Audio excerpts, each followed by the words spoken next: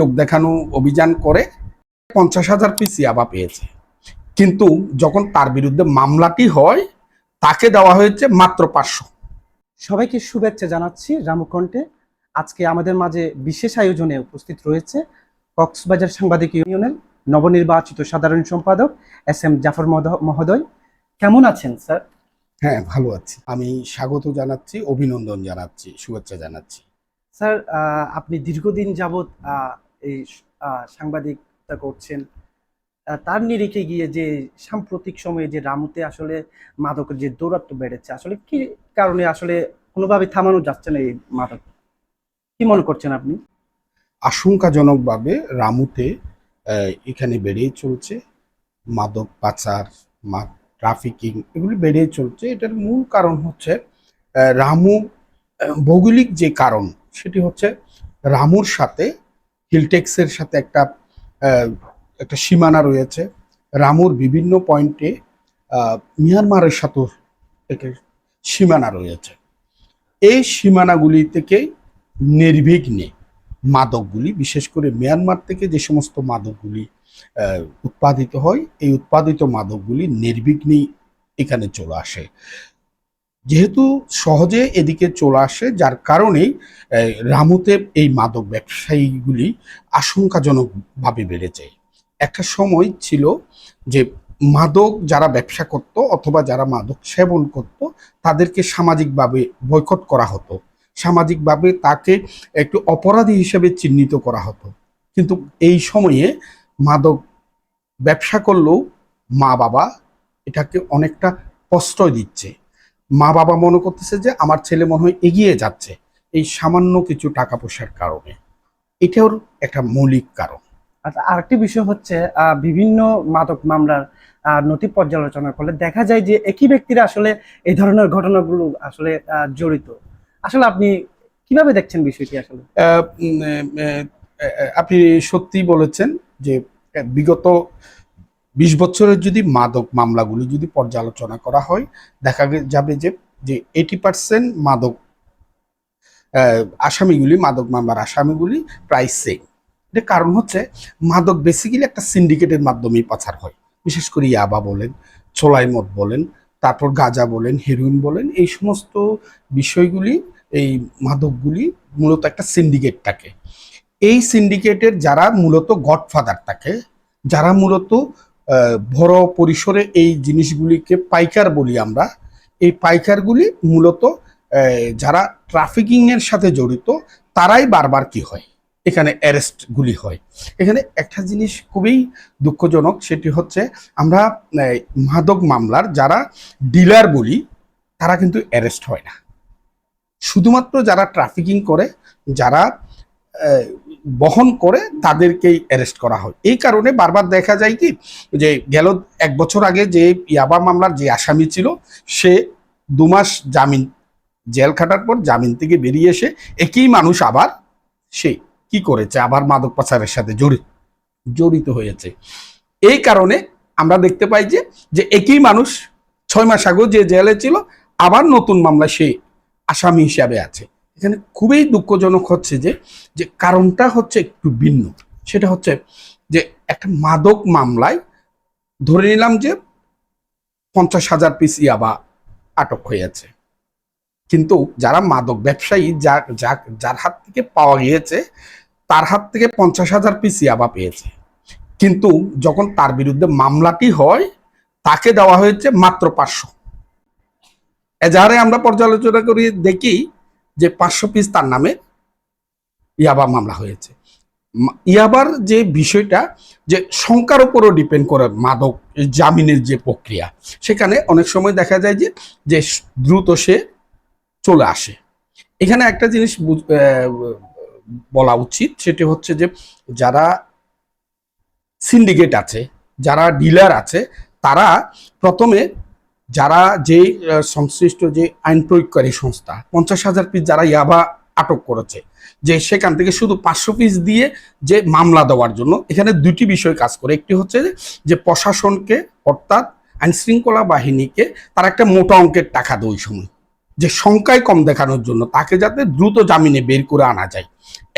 এবং এই অবশিষ্ট মাদকগুলি ইয়াবাগুলি তাদের আবার কতগুলি ব্যবসায়ী আছে ডিপার্টমেন্টে, সরকারি যে আইনশৃঙ্খলা রক্ষাকারী বাহিনী তাদের ডিপার্টমেন্ট আছে, তারা আবার এগুলি আবার মাঠে ছড়িয়ে দেয়। তাহলে আমরা যে মাদক অ্যারেস্ট হওয়ার পরে, আসামি অ্যারেস্ট হওয়ার পরে 500 পিস ইয়াবা দিয়ে মামলা চালান দেওয়া হলো, কিন্তু 39,500 পিস ছড়াই পথে, ভিন্ন পথে আমাদের সমাজে, যুব সমাজের অধপতনের জন্য মাঠে চলে আসলো। এটি হচ্ছে মূল বিষয়।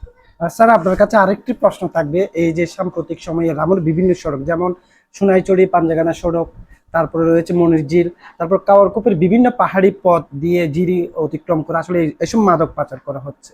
আমরা 3 মাসের যদি মামলাগুলো যদি পর্যালোচনা করে দেখি, এইসব সবকিছু হচ্ছে এই স্থানগুলো দিয়ে যাচ্ছে। আসলে এখানে প্রশাসনের কি করণীয় একটু যদি বলতেন।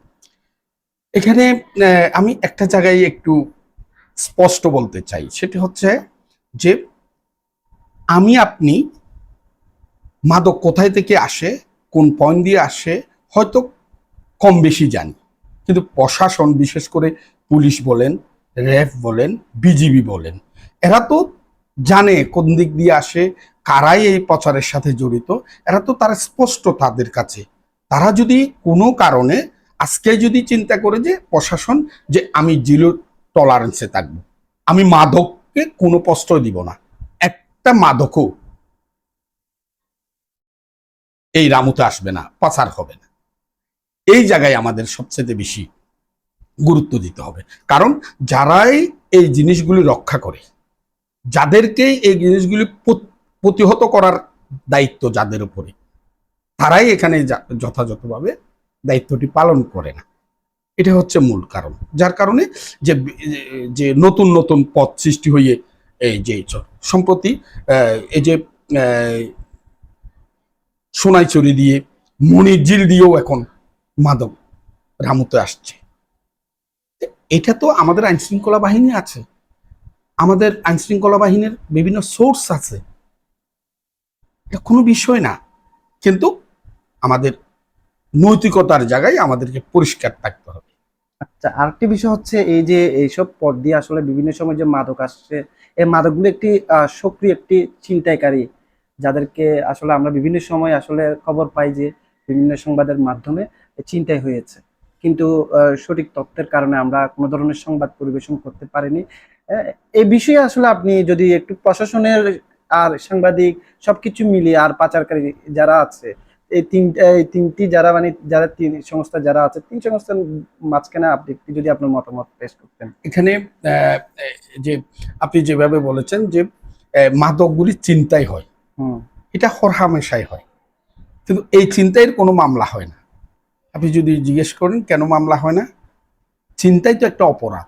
অবশ্যই। কিন্তু আপনি বুঝতে পারবেন যে যে মাদক যখন অনেক সময় বড় বড় চালান যখন আসে, এই চালানগুলি দুইটা পয়েন্ট থেকেই চিন্তাই হয়, দুইটা জায়গা থেকে চিন্তাইকারীরা আসে। একটা হচ্ছে পলিটিক্যাল যে প্ল্যাটফর্ম আছে, ওই জায়গায় কতগুলি ডানপিটে পলিটিক্যাল নেতারা আছে, যারা মাদকটাকে, মাদক ব্যবসা এবং মাদক চিন্তাই এবং মাদকের কমিশন, এটার উপরে বেস করে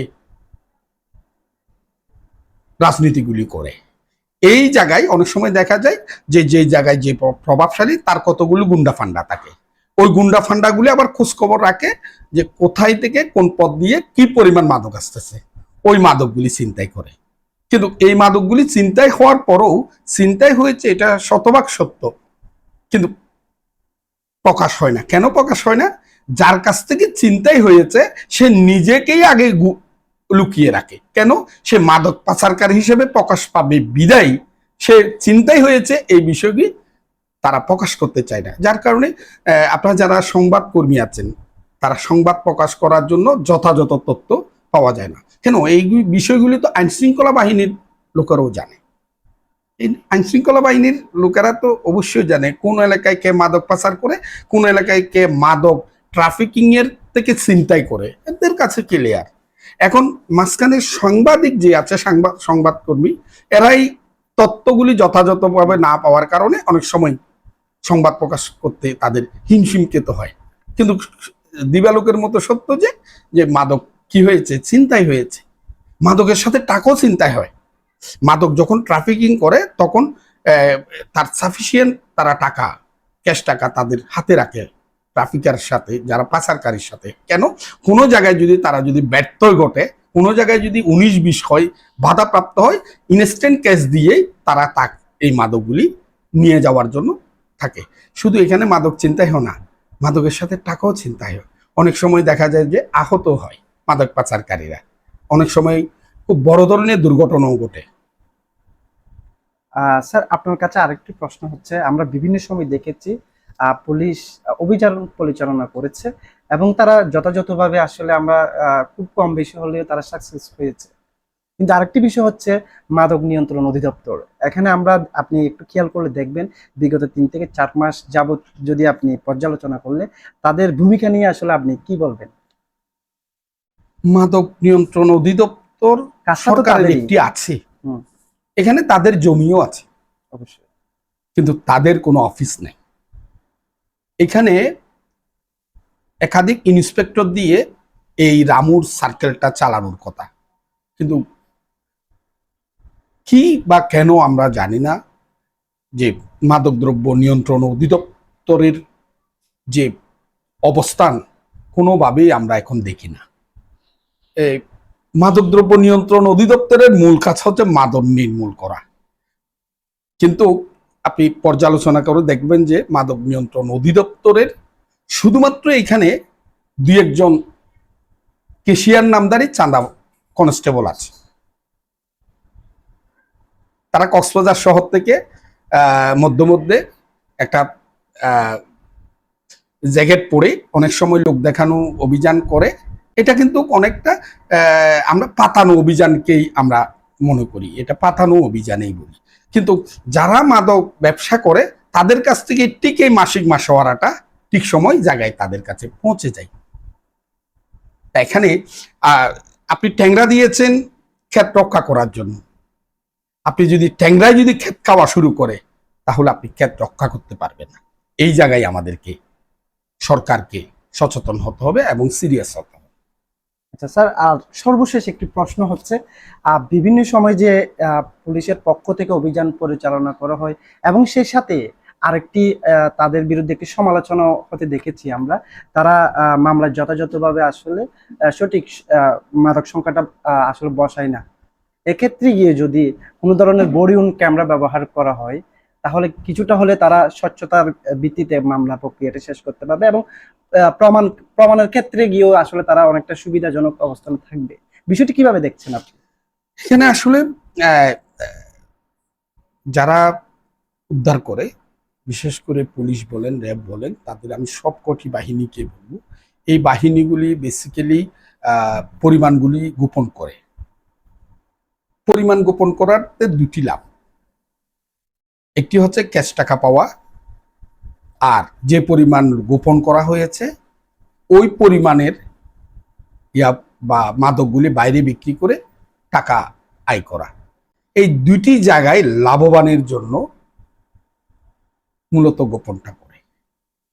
আমি শুরুতেই একটু বলতে চেয়েছিলাম যে পরিমাণ কম দেখিয়ে মামলায় এজাহার করা হলে আসামি দ্রুত জামিন পাবে, এটা হচ্ছে আসামির লাভ। আর যে মামলার আয়ু হয়েছে অথবা যে মামলার এজাহার দায়ের করেছে সে পরিমাণ কম দেখিয়ে ওই পাচারকারী থেকে মোটা অঙ্কের একটা টাকা গ্রহণ করে এবং ওই পরিমাণগুলি আবার তারা ভিন্ন পথে, চোরাই পথে বিক্রি করে এখান থেকে একটা সে লাভবান হয়। এই 2টি লাভের আশায় মূলত গোপনটা করে। এখন যদি আমি বলতে চাই যে যারা রক্ষা করবে তারা যদি গোপন করে, এটাকে উৎসাহিত করা ছাড়া মাদককে আর কিছুই না। এই জায়গায় যদি আমাদের যদি সচেতন না হই, এই জায়গায় যদি আমাদের দায়িত্বশীলতা না আসে, দেশপ্রেম না আসে, তাহলে মাদক কখনোই নির্মূল হওয়া সম্ভব না। ধন্যবাদ আপনাকে আপনার মূল্যবান বক্তব্য দেওয়ার জন্য, আমাদেরকে সময় দেওয়ার জন্য। দর্শক, এতক্ষণ আমাদের সাথে ছিলেন কক্সবাজার সাংবাদিক ইউনিয়নের নবনির্বাচিত সাধারণ সম্পাদক এস এম জাফর মহোদয়। ধন্যবাদ সকলকে রামকণ্ঠের সাথে থাকার জন্য।